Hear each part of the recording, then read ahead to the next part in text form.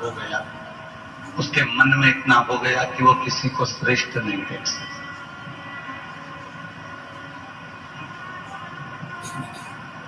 33 कोटि देवता में केवल एक देव अधिदेव महादेव ऐसे हैं।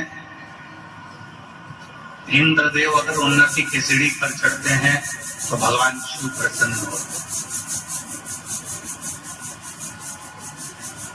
आप लोगों को मालूम होगा कि भगवान शंकर ने चंद्रमा को अपने सिर पर क्यों लिया। भगवान शंकर चंद्रमा को अपने मस्तक पर क्यों लिया? क्या कारण था कि भगवान शंकर को चंद्रमा अपने मस्तक पर लेना पड़ा?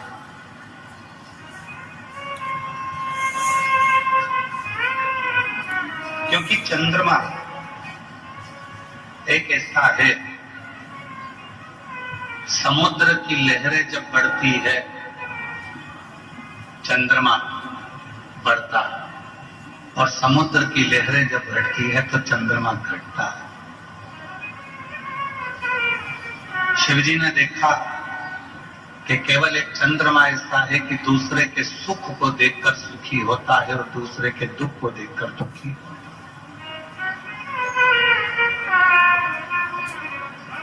इसलिए मेरे देवाधिदेव महादेव ने, मेरे भगवान ओघड़दानी ने, मेरे शंकर भगवान ने उसको अपने मस्तक पर लिया।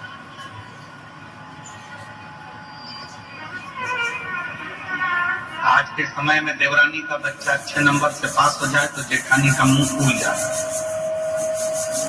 जेठानी को लगता है कि मेरा बच्चा क्यों अच्छे नंबर से पास नहीं। आज के समय में जेठानी का बच्चा अच्छे नंबर से पास हो जाए तो देवरानी का मुंह फूल जाता है। देवरानी का बच्चा अच्छा कमा रहा है तो जेठानी को बुरा लगेगा, जेठानी का बच्चा अच्छा कमा रहा है तो देवरानी को अच्छा बुरा लगेगा। और शिव की प्रियता क्या?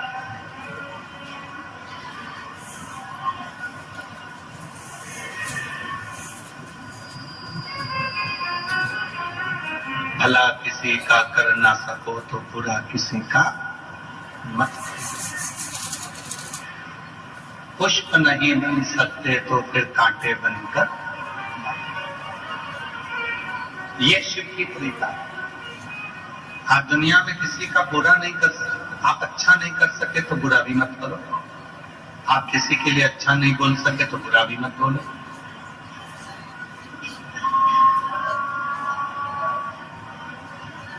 किसी ने बुरा कर भी दिया, कोई बात नहीं, उसके भाग्य में ललाट कर ये लिखा हो।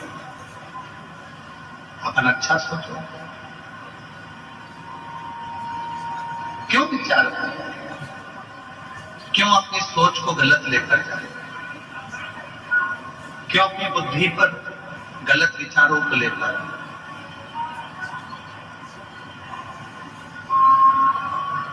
महाराज,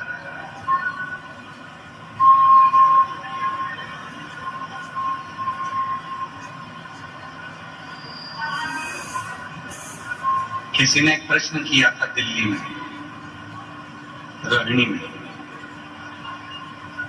रोहिणी में एक प्रश्न किया किसी ने, जिस जगह पर हम ठहरे थे वहां,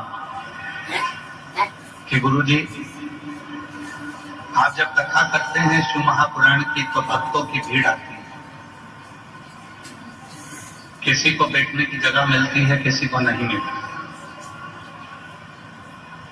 कई लोग धूप में बैठे रहते हैं, गर्मी में बैठे रहते हैं, किसी के कानों में तो माइक की आवाज भी नहीं जाती है तो भी वो बैठे रहते हैं।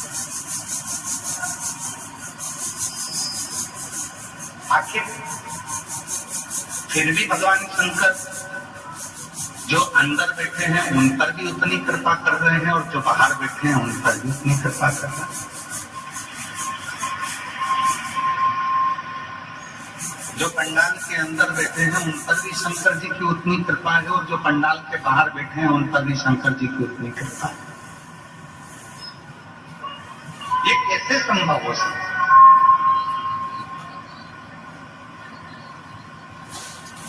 ये मेरी जीजियों, मेरे जीजा हूं, मेरी बेटी हूं, मेरे बेटा हूं, मेरे बुजुर्ग माँ बाप, एक बात याद रखना, करोड़ों का धन कमाने वाला भी 2 रोटी खाता है और भिक्षा मांगकर लाने वाला भी 2 रोटी खाता है।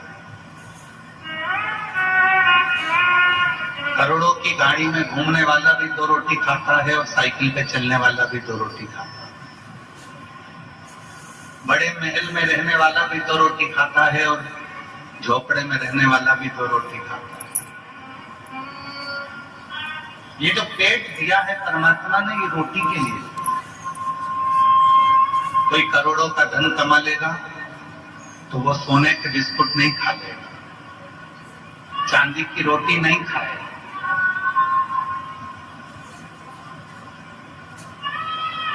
चांदी के सोफे पर बैठ जाएगा, सोने के सिंहासन पर बैठ जाएगा, पर सोना खा नहीं सकता, सोना पी नहीं सकता, चांदी खा नहीं सकता, चांदी पी नहीं सकता।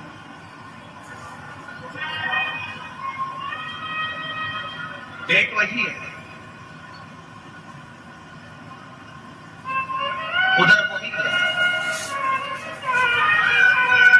भगवान ने जो पेट दिया वो इसी सबसे दिया कि इसमें फालतू की चीज नहीं, केवल 2 रोटी अंदर जाना चाहिए भरने के।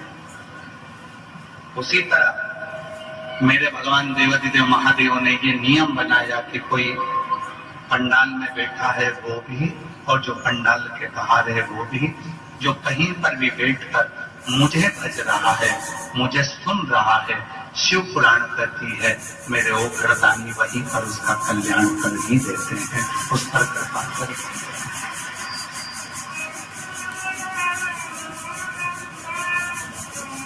किसी ने प्रश्न किया कि दिल्ली में कि इतनी भीड़ आती है, इतने सारे बस आते हैं, बैठने की जगह नहीं मिलती है, गर्मी भी बहुत रहती है, लोग बाहर बैठे रहते हैं, माइक की आवाज भी नहीं जाती है, फिर भी शिव कृपा करते हैं, शिव करुणा करते हैं, शिव दया करते हैं। ऐसे कैसे? शिव कौन है? मेरी हरियाणा की जीजियां भगवान शंकर को क्या मानती हैं? हम तो हमारे शंकर भगवान को अपना बाप मानते हैं, पिता मानते हैं। और यदि हम शिव जी को अपना पिता मानते हैं तो आप मेरी बहन हो, मेरी जीजी हो और मेरी बहन हो। अगर आपके भाई का पिता शिव है तो आपका पिता भी शिव ही है।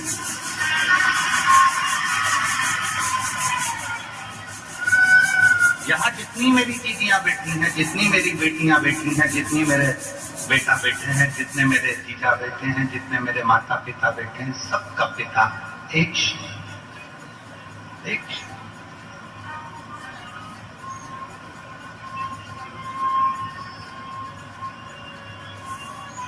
कोई दूसरा पिता ही नहीं।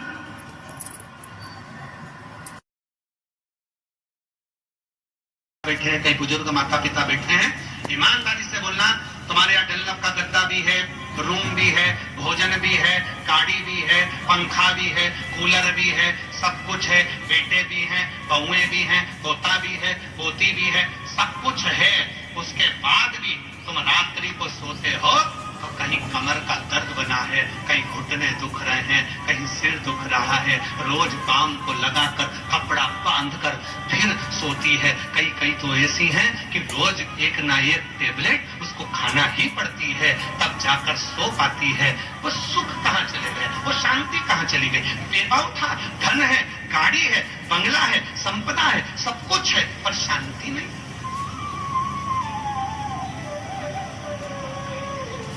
दो तरह के सुख हैं, एक धन का सुख, एक मन का सुख। धन का सुख गाड़ी ला देगा, धन का सुख तुम्हें शॉपिंग मॉल तक पहुंचा देगा, धन का सुख तुम्हें टाकीज में पहुंचा देगा, धन का सुख तुम्हें थिएटर तक पहुंचा देगा, धन का सुख तुम्हें गोवा तक पहुंचा देगा, धन का सुख तुम्हें घूमने फिराने पहुंचा देगा, धन का सुख तुम्हें चाउमीन, भेल, जो तुम खाना चाहो सब खिला देगा।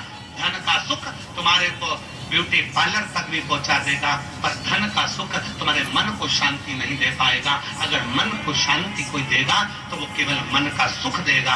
याद रखना, धन का सुख तुम्हें वैभव दे सकता है पर शांति नहीं, पर जो मन का सुख होता है वो मन का सुख तुम्हें कहीं नहीं पहुंचाएगा। तो इतना जरूरी है कि वो शिव महापुराण की कथा तक जरूर पहुंचा देगा, शंकर के मंदिर तक पहुंचा देगा, शिव के धाम तक पहुंचा देगा। वो मन का सुख है। आप देखो कल आदरणीय मंत्री जी बोल रहे थे, माननीय शिव दयालु है, शिव दाता, और वो भगवान शिव से जो कहा जाए, ब्रह्मा ब्रह्मलोक में, भगवान विष्णु वैकुंठ लोक में, और केवल मेरा शंकर, मेरा उद्धरदानी, मेरा शंभु मृत्यु लोक में, कैलाश पर, काशी में,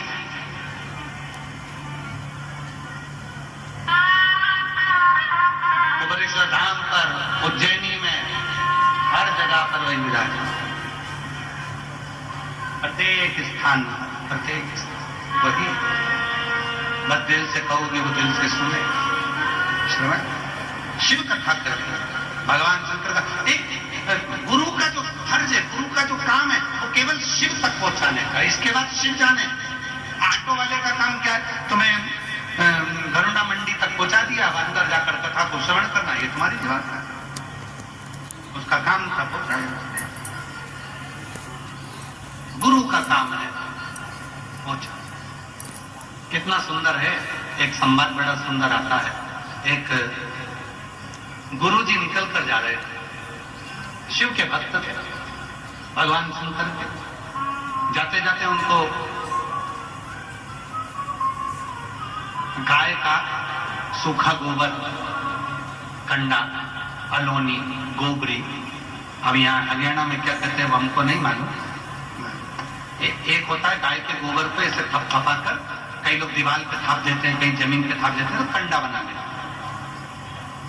यहाँ क्या बोलते हैं उसको? हाँ तुम समझ गए ना सर? हाँ ठीक। तो कई लोग हाथ से थपथपा कर उसका कंडा बना लेते, और कई लोग गाय ने गोबर करा और वो गोबर वहीं पड़ा पड़ा सूख गया, वो अलोना कंडा हो गया, अलोनी गोबरी हो गई, सूखा। गुरु जी निकल के जा रहे थे, वो सूखी हुई जो गोबरी थी, गाय ने जो गोबर करा था, वो वहीं पर पड़ा पड़ा ठंड सूख गया। वहीं से गुरु जी निकल कर जा रहे थे, उनके मन में आया गोबरी पड़ी है, ले चलता हूं, यज्ञ में डालूंगा, तैयार कर लूंगा और हवन हो जाएगा। पर गुरुजी ने सोचा कि अब मैं बहुत दूर तक चलूंगा, कहां लेकर जाऊं रेन, क्या करना ले जा। अब गुरुजी निकल गए, पीछे से कोई भाई आ रहा था, उस भाई ने उसको उठाना चाहा, तो उस गोबरी में से आवाज आई कि तुम मुझे लेकर मत जाओ, लेकर जाए तो कोई शंकर का भक्त मुझे लेकर।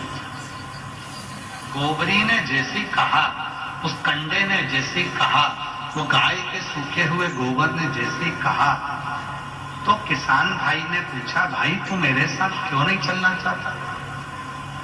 तू मेरे साथ किस लिए नहीं चलना चाहता? तो वो सूखा हुआ जो गोबर था, जो गोबरी थी, वो गोबरी बोली, भाई तू मेरे को लेकर जाएगा, घर में ले जाकर जलाएगा, मेरे जलने से तू सब्जी पकाएगा, बाद में मेरी रात को ले जाकर बर्तन मांजेगा और फेंक आएगा, और अगर कोई शिव का भक्त मुझे लेकर जाएगा तो यज्ञ की अग्नि में मुझे डाल देगा। जब वो यज्ञ की अग्नि ठंडी हो जाएगी तो उसमें से भस्म निकलेगी, तो वो भस्म महादेव को चढ़ा देगा। बस इसलिए मैं तेरे साथ नहीं जाना चाहता। कोई शिव का भक्त हमारी जिंदगी में कैसा आ जाता है, कोई शंकर का भक्त हमारी जिंदगी में ऐसा आ जाता है, कोई शिव का भक्त हमारे जीवन में ऐसा मिल जाता है जो हमको ले जाकर देवादिदेव महादेव तक छोड़ देता है।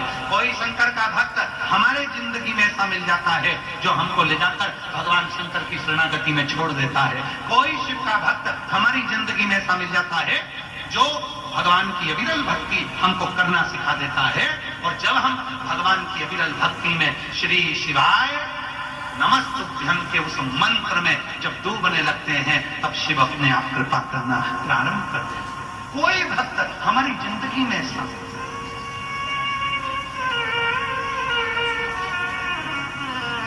अभी हमारे शैलेंद्र जी एक लाइन गा रहे थे भजन की कि कलियुग में शिव युग आया है और गुरुदेव ये तुम्हारा रचाया है।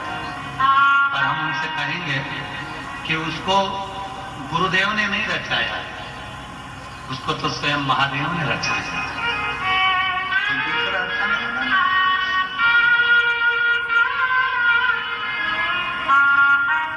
रचाने वाला तो दूसरा नहीं, स्वयं शिव, स्वयं सब कुछ दे देता है। क्या नहीं, क्या प्रदान नहीं करता।